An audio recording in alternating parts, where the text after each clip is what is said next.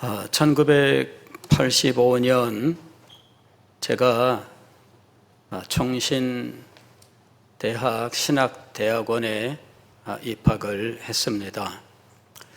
그때 이제 입학생들에게 신학진함이라고 하는 학교에서 발행하는 학술지를 한 권씩을 나누어 주었는데, 거기에 이 권두원 제일 처음에 이제 실리는 인사말씀 비슷한 혹은 그 학술지 개간지인데 1년에 4번 나오는 그 주제를 설명한다든지 하는 이런 한두 페이지에 걸치는 짤막한 글이 있었습니다.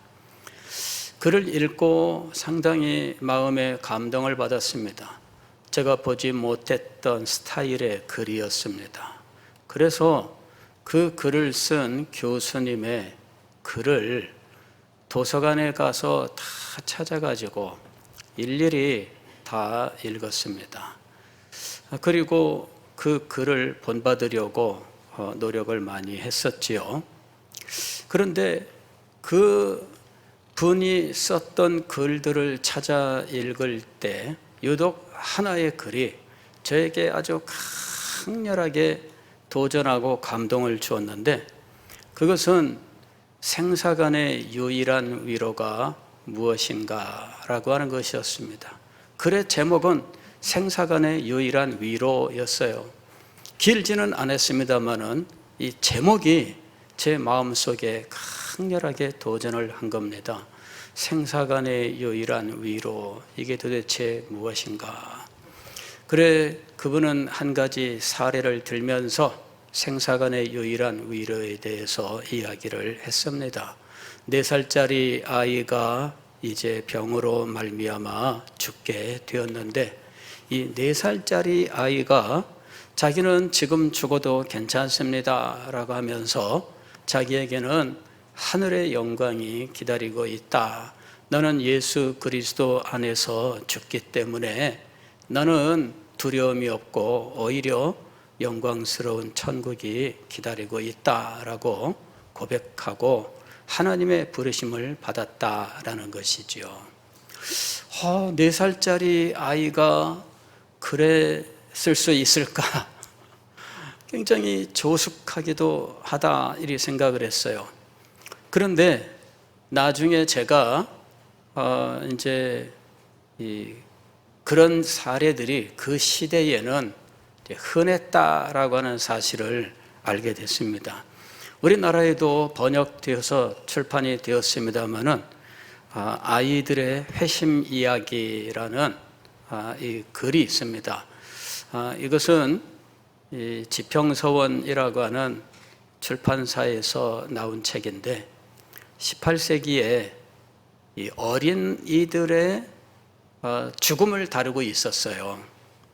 영국에서 또 뉴 잉글랜드, 미국 식민지에서 어린 아이들의 사례 모음집입니다. 어린 아이들이 4살, 5살, 6살, 7살 이런 아이들이 어떻게 자기의 믿음을 고백하고 하나님의 부름을 받았는지, 제목은 아이들의 회심 이야기라고 되어 있습니다. 그런데 사실은 아이들의 죽음 이야기예요. 그런데 이 아이들이 죽음에 임해서도 두렵지 않고 죽음에 임해서도 예수 그리스도를 구주로 고백하고 그분으로 말미암아 얻은 구원과 생명에 대해서 고백을 하고 하는 장면들이 등장을 해요. 그런데 그들이 그렇게 고백하면서 죽을 수 있었던 이유는 회심했기 때문이죠. 그들이 죄에 대해서 또 죄를 사하시고 구원하시는 그리스도의 십자가와 하나님의 은혜에 대해서 그 복음을 깨달아 알고 그 복음이 그 마음속에 역사하였기 때문에 그들은 어린 시절 하나님의 부름을 받는 그때에 믿음을 고백하고 위로를 얻었고 용기를 얻었던 겁니다. 그 시대는 유아 사망률이 아주 높은 시대였어요. 어린아이들이 많이 죽는 시대였습니다. 오늘처럼 아이들 태어나면 스케줄에 의해서 예방주사 맞고 관리하는 시대가 아닙니다. 그래서 그때는 아이들이 많이 죽었어요.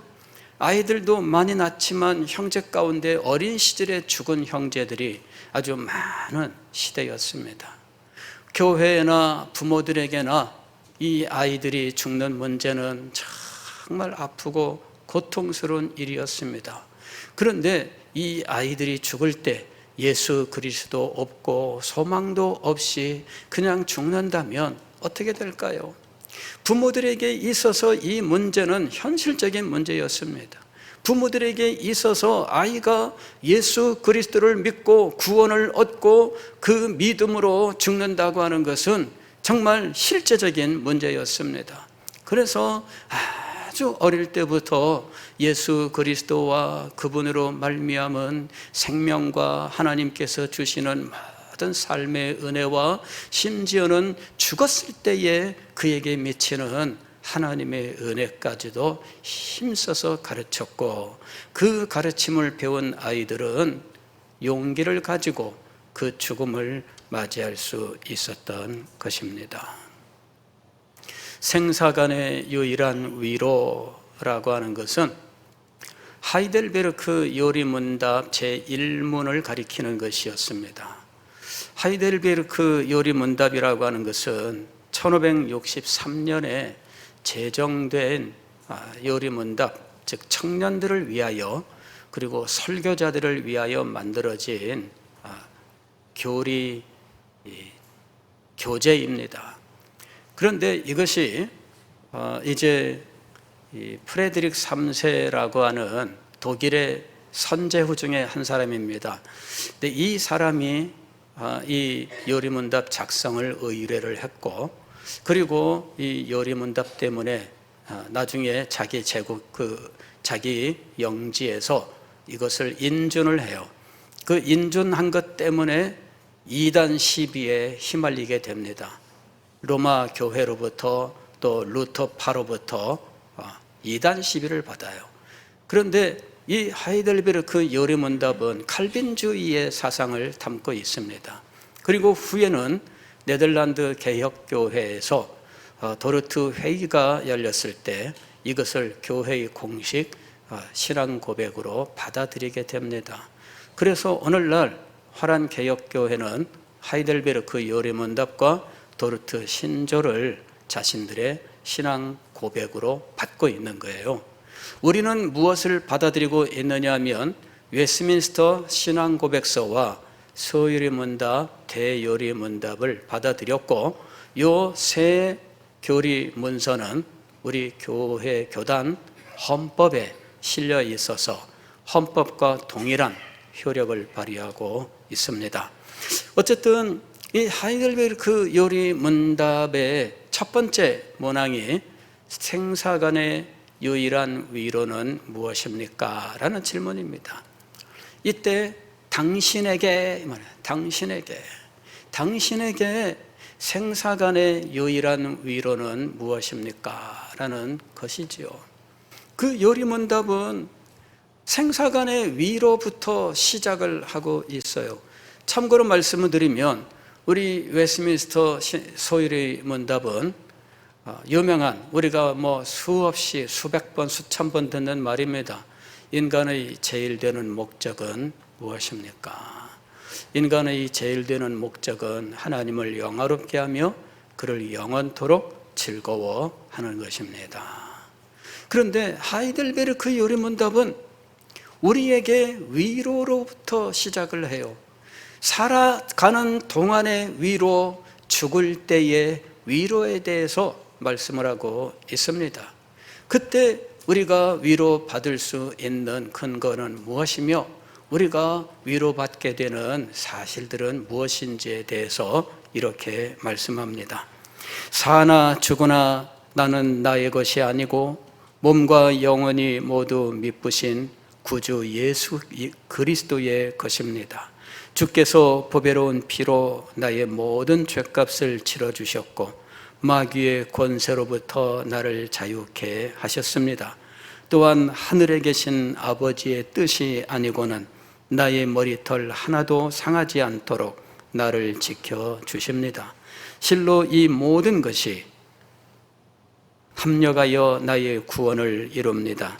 나는 주님의 것이기에 주께서 성령으로 말미암아 영원한 생명을 보증하시고 나의 온 마음을 다하여 기꺼이 주를 위하여 살게 하십니다. 위로가 되는 첫 번째 사실은 나는 나의 것이 아니고 하나님의 것입니다 라는 거예요. 내가 살아갈 때에도 나는 내 것이 아니라 하나님의 것입니다. 내가 죽을 때에도 내 것이 아니라 하나님의 것입니다.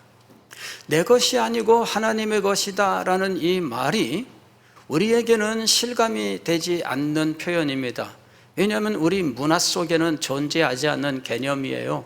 그러나 여러분 한번 생각을 해 보십시오. 옆에 차량이 있을 때, 내 차일 때와 내 차가 아닐 때 여러분의 반응이 어떻습니까? 누가 지나가다가 발로 한 대 찼습니다. 차 한쪽에 구멍이 푹 들어가고 상했습니다. 내 차가 아니면 어떻게 되겠어요? 이거 남의 차를 발로 차, 이게 넘어갈 겁니다. 그러나 내 차이면 어떻게 될까요? 당신 누구야? 하면서 당장 쫓아가서 붙잡고 그 다음에 이거 어떻게 할 거냐? 이러면서 손해배상을 청구할 거예요. 원상복구 시켜라 하면서 굉장히 화가 나서 막 부들부들 떨고 그러지 않겠습니까? 차 새로 출고하신 분들 얼마나 조심스럽게 차를 다루는지, 금이야 옥이야 거기 줄 하나만 살짝 가도 막 가슴이 그냥 아프고 다 경험해 보셨나요? 새 차를 뽑은 분들은 경험을 하셔요. 벌벌벌벌 떨면서 차 댈 때마다 사방을 살피고 차 갔다 와서 차 어디 긁혀놨나 안 했나. 문콕 이거 있잖아요. 문콕, 그죠? 문 열다가 꽝 하고선 옆에 차 흠집 내놓고 찌그러뜨려 놓고 그리고는 아무 소리 안 하고 그냥 가는 거예요. 그럼 화가 납니다. 갔다 왔는데 그렇게 돼 있다. 이게 내 것이니까 그래요. 옆에 차 찌그러지면 상관이 없습니다. 그러나 내 차는 살짝만 긁혀도 얼마나 그게 나의 것의 의미예요. 나의 삶은 나의 것이 아닙니다. 내가 죽을 때도 나는 내 것이 아닙니다. 하나님의 것입니다. 그러면 나의 삶에 대하여 이렇게 조바심을 내고 그리고 흠이 날까 찍힐까 살피고 매번 둘러보고 누가 이 일을 한다는 겁니까? 나의 삶을 두고 누가 그렇게 하신다는 겁니까?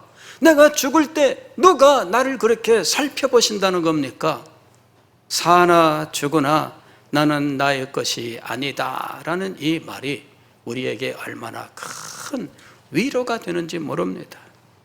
나의 몸과 나의 영혼이 모두 미쁘신 구주 예수 그리스도의 것입니다. 누가 나의 삶을 살펴보실까요? 누가 그렇게 나의 삶을 애지중지할까요? 누가 나의 삶에 상한 것을 고칠까요? 누가 나의 삶을 지켜주실까요? 내가 죽을 때에도 나를 귀중하게 여기고 나를 품에 안으시는 분이 도대체 누구이겠습니까? 나는 나의 것이 아니고 예수 그리스도의 것입니다 라고 하는 이 말이 얼마나 큰 위로가 되고 얼마나 큰 용기가 되는지 모릅니다. 나는 어떻게 하여 이렇게 예수 그리스도의 것이 되었을까요? 예수 그리스도께서 나의 핏값을 대신 치르셨기 때문입니다. 주께서 보배로운 피로 나의 모든 죄값을 치러주셨고 마귀의 것이 되었는데, 마귀의 나라 백성이 되었는데 나를 빼앗아 나를 자유하게 해방시키신 겁니다. 그뿐만 아니라 하늘에 계신 아버지의 뜻이 아니고는 나의 머리털 하나도 상하지 않도록 나를 지켜주십니다. 하늘에 나는 참새가 하나님의 뜻이 아니면 땅에 떨어지지 않는다. 머리털 하나도 하나님께서는 다 세워놓고 하나님이 허락이 있어야 내 머리털이 떨어진다. 그 정도로 하나님의 돌보심이 세심하다라고 하는 사실을 말씀하는 겁니다. 왜? 나는 예수 그리스도의 것이기 때문입니다. 내가 예수 그리스도의 것이 되기 위하여 예수 그리스도께서 십자가 위에서 피 흘려 죽으셨던 것입니다. 나를 위하여 피 흘려 죽으셨고 나를 위하여 그 모진 고통을 겪으셨던 것입니다. 그리하여 죄와 사망과 마귀의 권세로부터 나를 자유케 하셨던 것입니다. 그 다음에는 나의 삶을 성령께서 인도하시는 겁니다. 죽을 때조차도 하나님의 품 안에 안식을 얻게 하시는 것입니다. 나는 주님의 것이기에 주께서 성령으로 말미암아 영원한 생명을 보증하시고 나의 온 마음을 다하여 기꺼이 주를 위하여 살게 하십니다. 우리는 성경에서 사도 바울의 고백을 읽을 수 있습니다. 살든지 죽든지 내 몸에서 그리스도께서 존귀되게 하려 하심이라. 그는 살든지 죽든지 그것이 문제가 아니다. 그리스도의 영광이 문제다. 그렇게 고백할 수 있었던 이유는 무엇입니까? 너는 나의 것이 아니고 오직 예수 그리스도의 것이다 라고 하는 확실한 믿음이 그의 마음속에 있었기 때문입니다.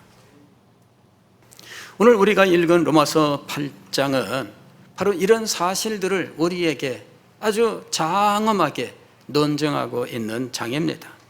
로마서 8장은 구원의 확실성, 그 영원성에 대해서 논증하고 있습니다. 1절을 보면 그리스도 안에 있는 자에게는 결코 정죄함이 없다라고 이야기합니다. 그리스도 안에 있는 자에게는 이제는 다시는 죄에 대하여 추궁하는 일이 없다.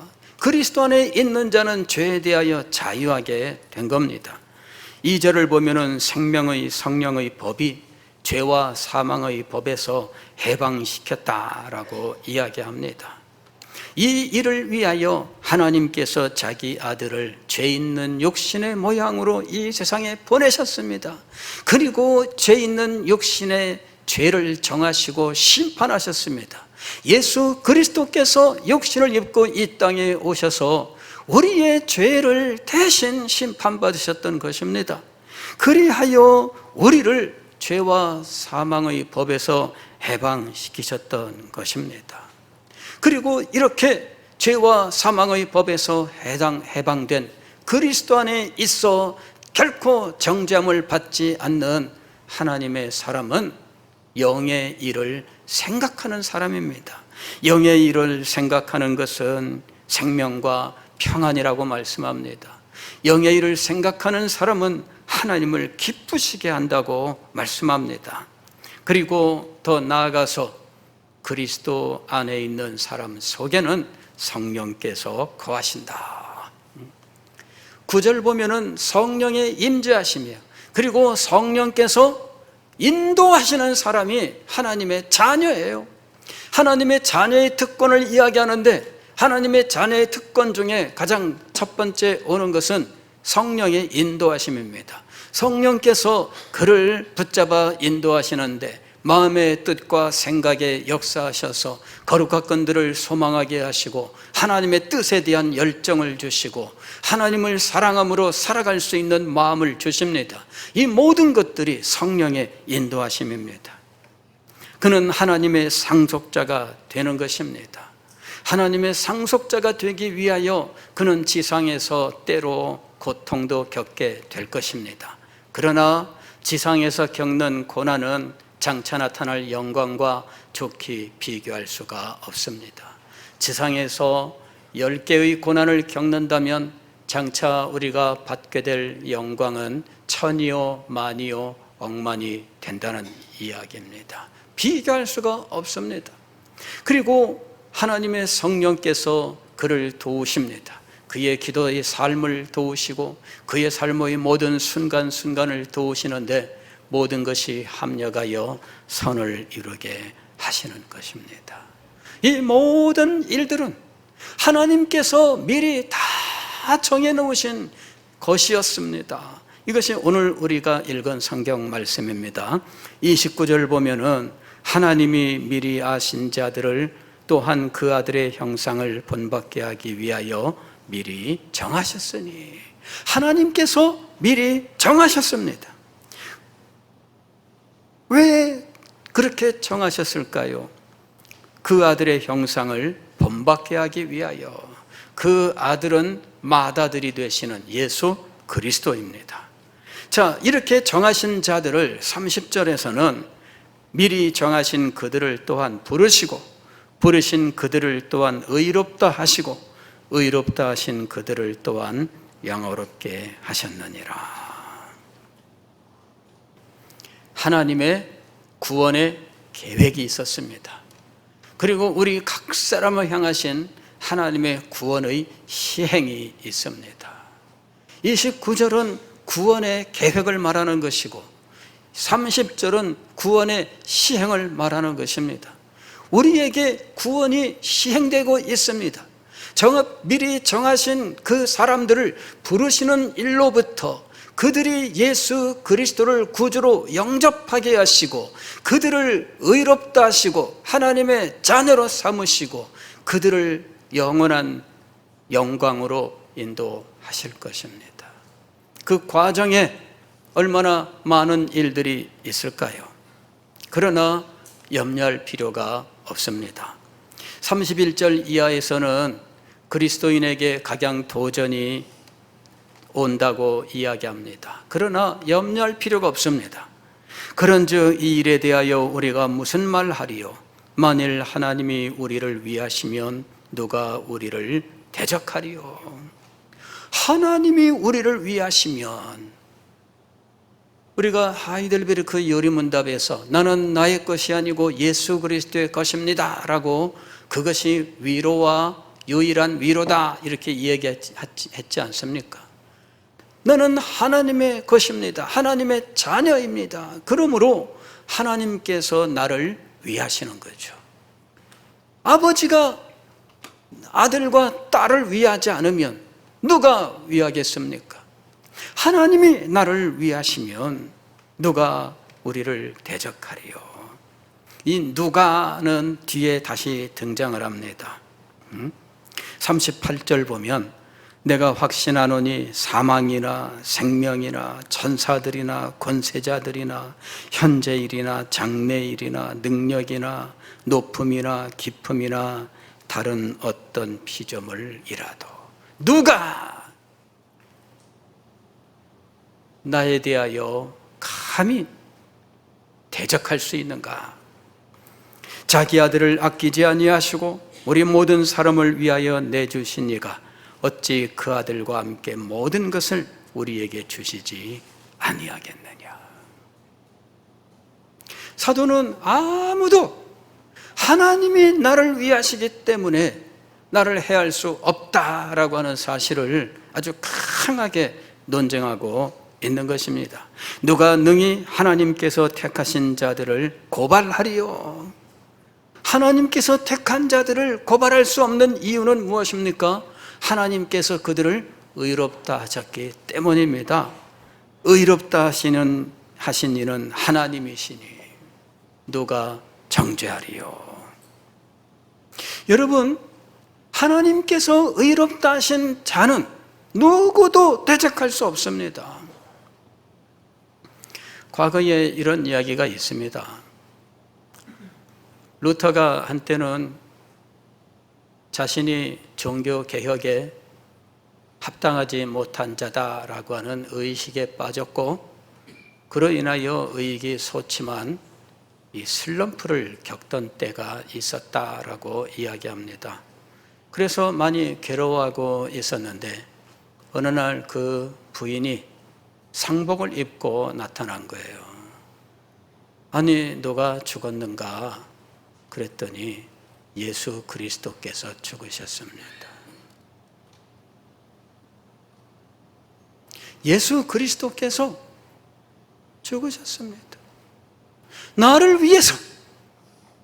그런데 왜 그 문제를 가지고 이미 예수 그리스도의 십자가 위에서 해결됐는데 왜 그 문제를 붙들고 이제서 괴로워하고 두려워하는가?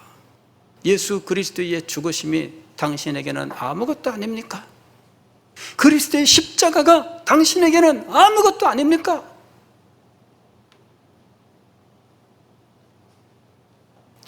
여러분, 예수 그리스도의 십자가는 이미 역사 속에 확연하게 분명하게 높이 세워져 있습니다. 그리스도의 십자가를 모든 사람들은 분명히 예수 그리스도의 죄값을 치르시는 그 대속의 사역으로 말미암아 모든 죄의 속죄를 이루게 된 겁니다. 다시는 정죄함이 없습니다. 이제는 생명의 성령의 법 안에 있습니다. 성령의 내주와 성령의 인도하심이 있습니다. 성령의 도우심이 있습니다. 성령이 마지막 날까지 우리를 끝까지 하나님께 이끌어 가실 것입니다.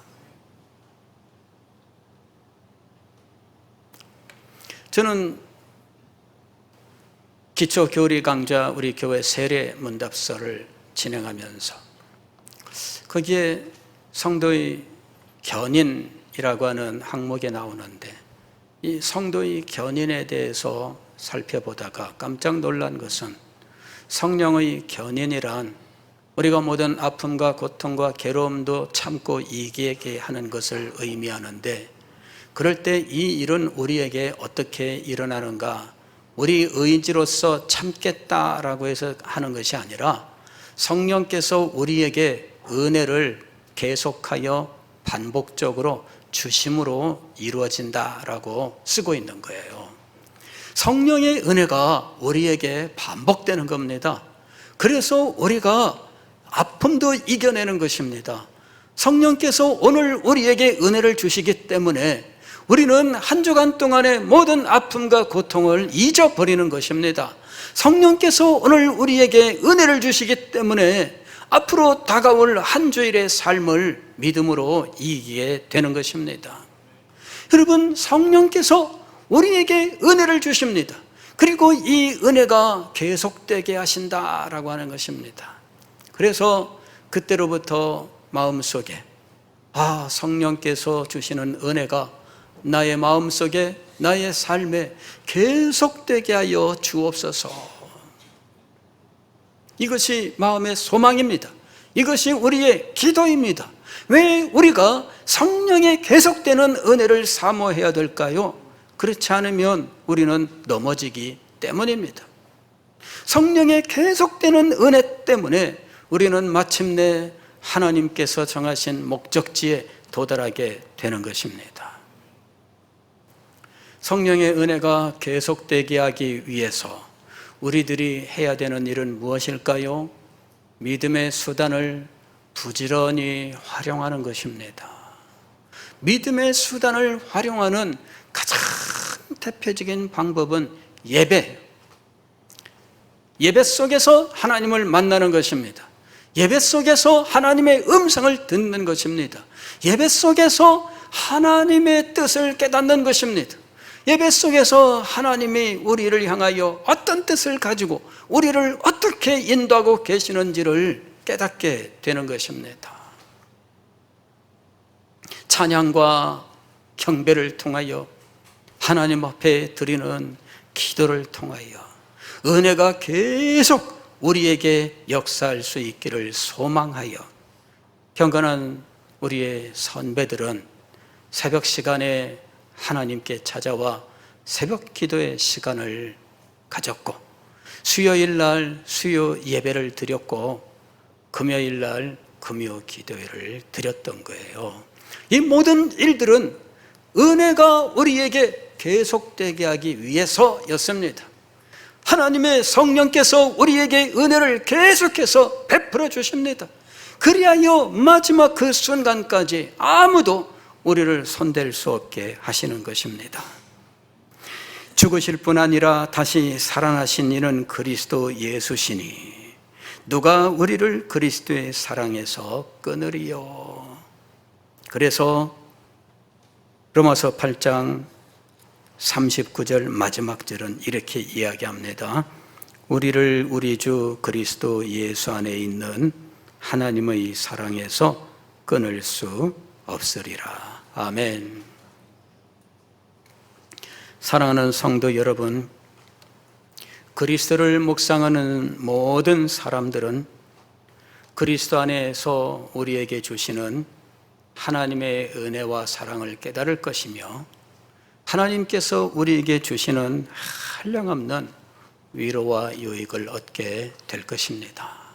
사는 동안 이 위로와 능력 안에 살게 될 것이며 죽는 순간에도 그의 영혼에 그의 마음에 이 위로와 평강이 넘쳐나게 될 것입니다. 기도하겠습니다.